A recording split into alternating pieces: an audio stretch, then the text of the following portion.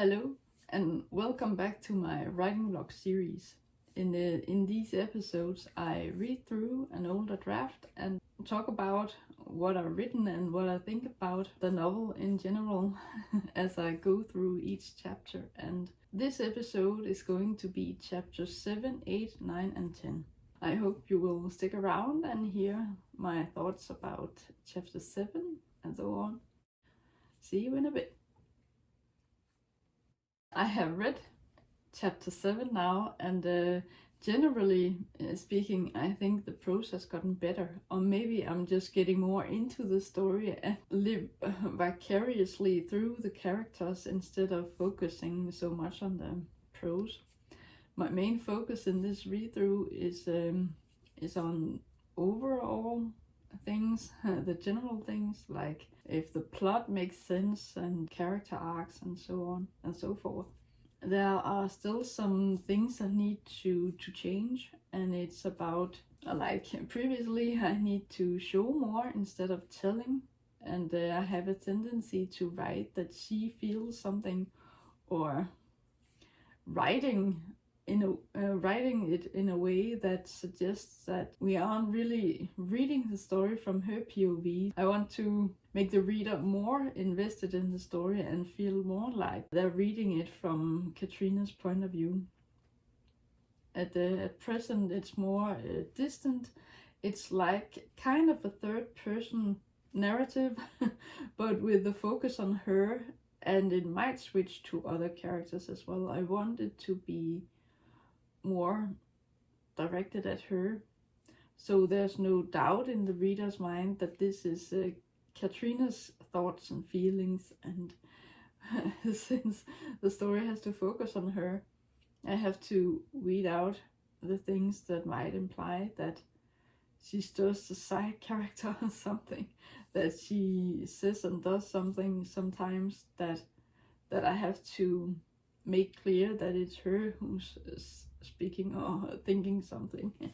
That shouldn't be necessary, I think.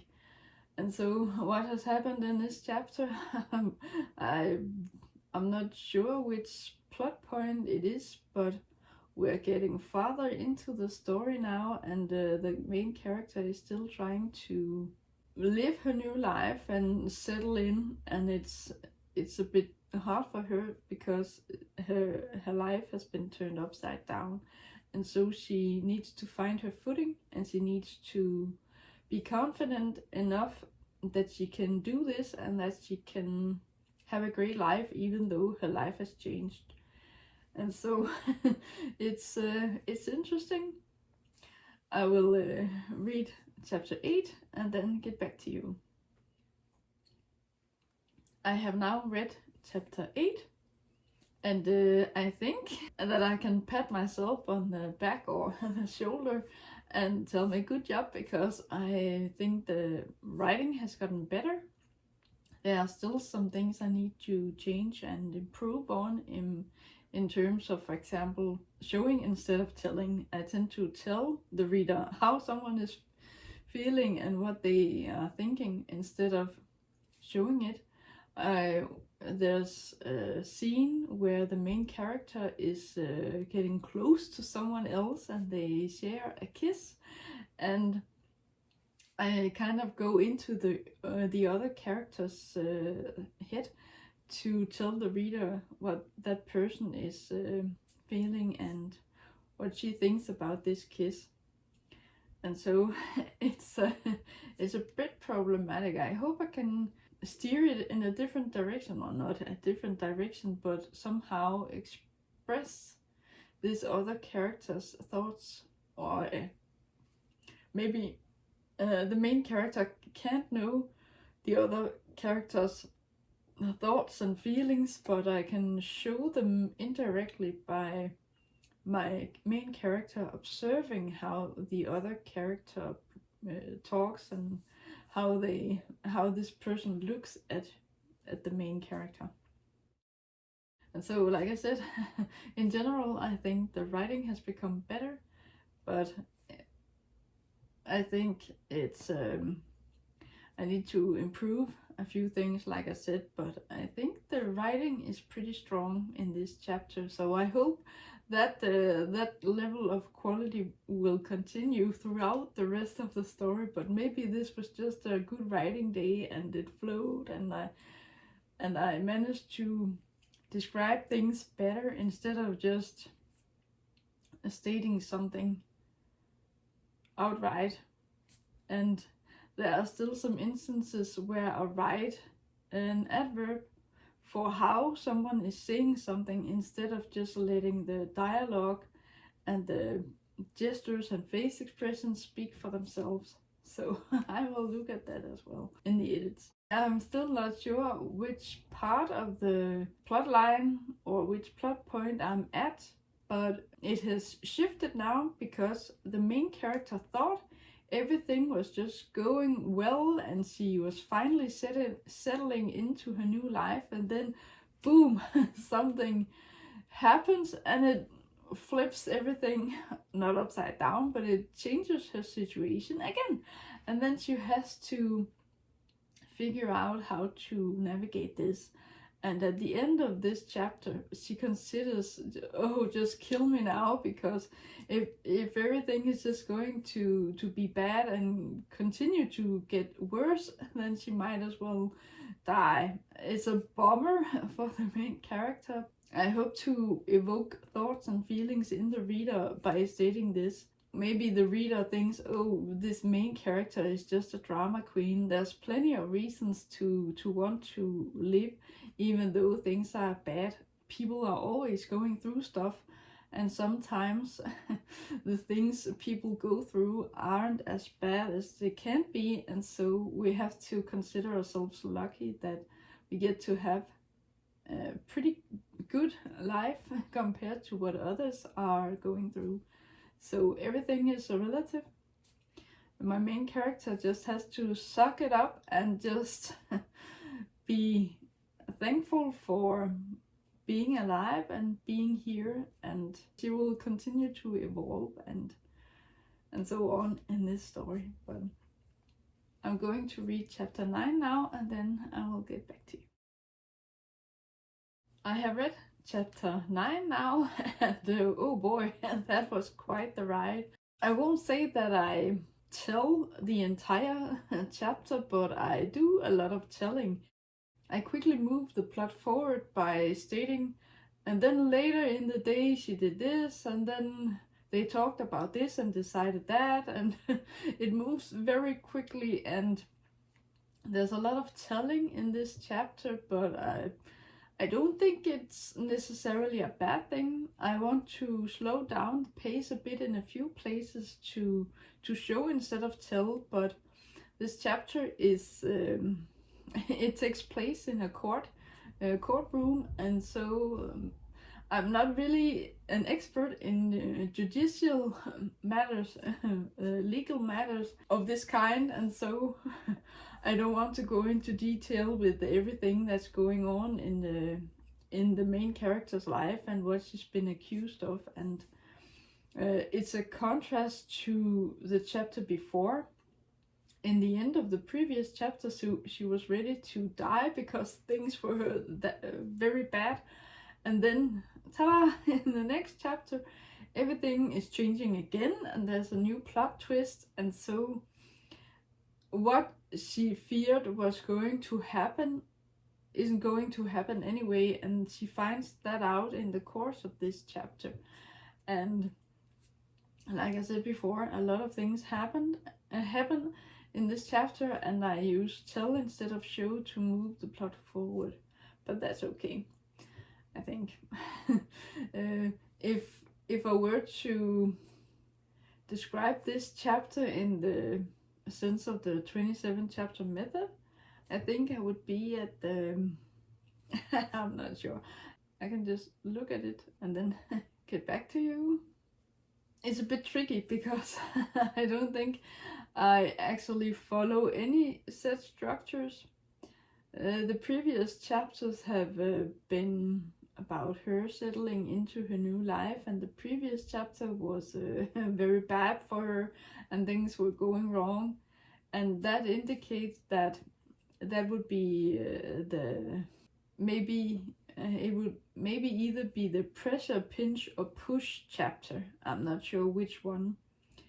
And now I have moved to a new part of the story, and I'm thinking that this was the midpoint, but that's too early at chapter 9 out of 22, or maybe not 22 chapters. This could be the midpoint. And there's also a plot twist, and things are going better for her, and she considers her life and what she can do about her situation. So there's some reflection about her life as well, and that's typical for the reversal point in the 27 chapter method.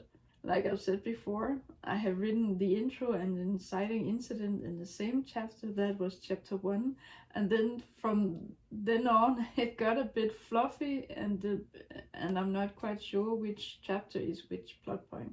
The one before has probably been the build up chapter, and then this was the midpoint, and things change again. Typically it's a change for the worse, but she's already been through something bad, and then it changes again. I'm not quite sure. Maybe I shouldn't look too much at this 27 chapter method. It's probably its own thing, and I tell the story in the way that I wanted to tell it at that time when I wrote it. And so if I had to rearrange a lot of the story, it would be a completely new story, I think. If I had to rearrange chapters, that is. But I think this was the midpoint, or in terms of number of chapters, I'm about halfway, so I'm a bit under halfway, but I think it makes sense if there's a shift here about the middle of the story, and so things will change, and things will, as far as I remember, things will get better, and they will get worse, and they will get better, and so there's this push and pull between her ups and downs in life and things like that. But I think it's only natural for, yeah, it's pretty descriptive, and like a real life is a roller coaster, and sometimes you experience the highs and sometimes you get the lows. But if it was all the same, if you were always pretty happy or not quite sad, and it was always like this, it would be maybe a bit boring. And if you were always very happy, then you would maybe start to not appreciate all the good things in your life. I'm not saying that everyone should have bad things happen in their life to appreciate the highs in life, but the lows make the highs seem sweeter. I guess that's what I'm trying to say. But I will read chapter 10 and then I get back to you one more time. I have now read chapter 10, and things are moving at a bit slower pace in this one. And things are changing again. There's a new plot twist, and once again, she is forced to accept that things change and that she has to adapt to a new situation. And there isn't really much I can tell about this chapter without spoiling it, but she meets an old friend. It's a character we have met before in this chapter, and they talk, and she jokes around, but her kind of humor is lost on him, and I think it's funny.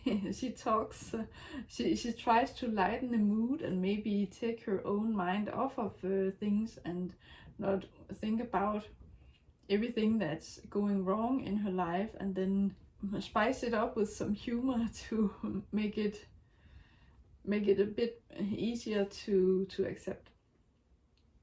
So I am not quite sure, as it's the same as the previous chapter. I'm not sure where I am in the 27 chapter method, but the story is moving along, and now she's going to go through some new changes, and that will affect her life, and as far as I remember, the story won't change dramatically going forward from now. So this situation will be kind of the same, but with ups and downs as well, and she has to navigate this new life of hers. Yes, I don't think there's really anything else I can say about this chapter except for it's uh, it's okay in terms of the prose. It's well written. It's okay, I think, but there are still things I need to change and improve upon,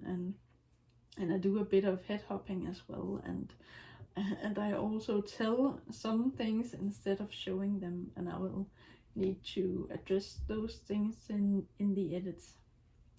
But yes, that was it for this video. I hope you liked it, and I hope you will watch the next one. Until then, take care. Thank you for watching.